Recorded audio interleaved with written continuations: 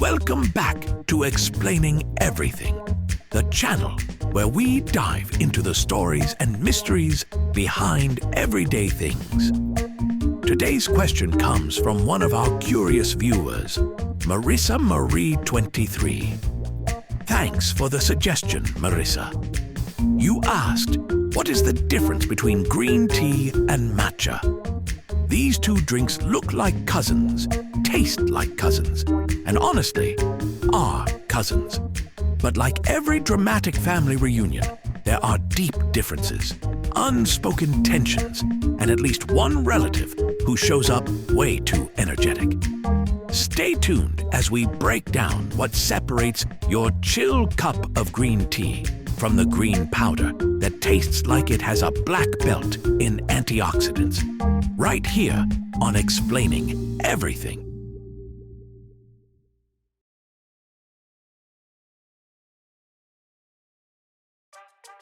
Both green tea and matcha come from the same plant, Camellia sinensis. Yes, same leaves, same species, same leafy family tree. But the difference begins with how the plants are raised, because matcha leaves get the plant equivalent of a luxury spa weekend. Regular green tea plants grow normally, sunbathing like they're at the beach. Meanwhile, matcha plants get shaded for about 3 to 4 weeks before harvest. Literally covered. Like no sun for you covered. Farmers do this to slow down the plant's growth and boost chlorophyll, making the leaves greener, richer, and apparently more emotionally complex. This shading also increases L-theanine, an amino acid that gives matcha that smooth, calm, but alert feeling. Green tea has it too, just not in I meditate at sunrise quantities. So yes, they're the same plant. But one grows up like a normal leaf, and the other is raised like a gifted child whose parents bought them a violin at age 3. After harvest, things get interesting. Regular green tea is usually steamed, rolled, and dried, which gives you the loose leaves or tea bags you steep in hot water. Simple, traditional, elegant. Matcha, though. Matcha gets pampered. First, the leaves are steamed. Then the stems and veins are removed, so only the softest, most tender parts remain. These VIP leaves are called tencha.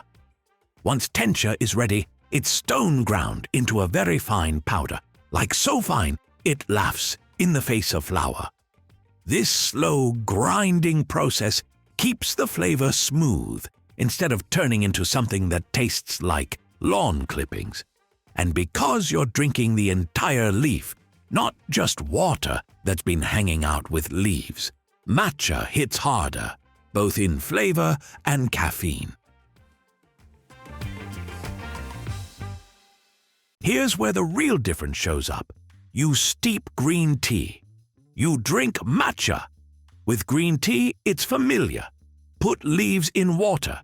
Let them soak. Drink the water. Feel fancy. You enjoy the essence of the leaf without actually ingesting the leaf itself. Matcha, on the other hand, is powder you whisk directly into hot water. No steeping, no straining. You're drinking the leaf, straight up. That's why matcha is vibrant green, while green tea looks like someone dipped a leaf in hot water and said, "Good enough." Because you consume the whole ground leaf, matcha has more caffeine, typically around 60 to 70 milligrams per serving versus 25 to 35 milligrams in green tea. More antioxidants, especially catechins, like E, G, CG.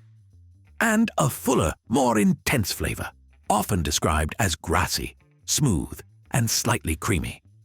Green tea tastes like a peaceful walk in a garden. Matcha tastes like the garden slapped you awake and told you to finish your goals. Green tea is mellow, easy, light. The vibe is, I'm taking care of myself today, but like, softly. It's refreshing, comforting, and mildly grassy, depending on the variety. Matcha, though? Matcha has presence. The flavor is richer, creamier, more umami, thanks to all that shading and all that L-theanine. It feels intentional, like a drink that wants you to have your life together, even if you very much don't. The experience also matters. Green tea is quick, steep, sip, done. Matcha, you whisk it.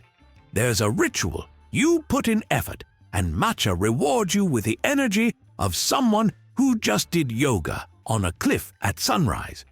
Both drinks are soothing, historically significant, and genuinely delicious. But their vibes are dramatically different.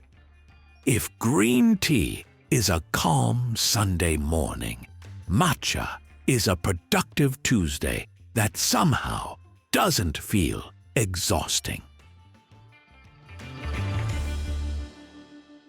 Same plant, but matcha gets raised like royalty, processed with precision and served like a tiny ceremony.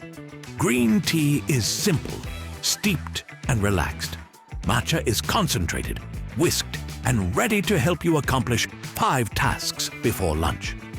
Green tea is the chill cousin. Matcha is the cousin who owns a planner and says things like, productivity is a lifestyle. Both are great. Both are delicious. Both have their place. But now you know exactly why they look different, taste different, and behave differently once they hit your bloodstream.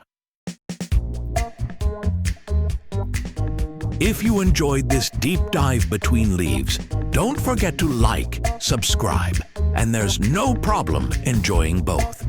Both are good. Also, if you have suggestions for our next video, feel free to share them in the comments below. We'll be sure to give you an acknowledgement for your contribution. If you enjoyed this video, please check out our other bingeable channels. Thank you for tuning in, and join us next time here in the channel that answers all the why, what, who, where, and how questions you've always wondered about, here on Explaining Everything.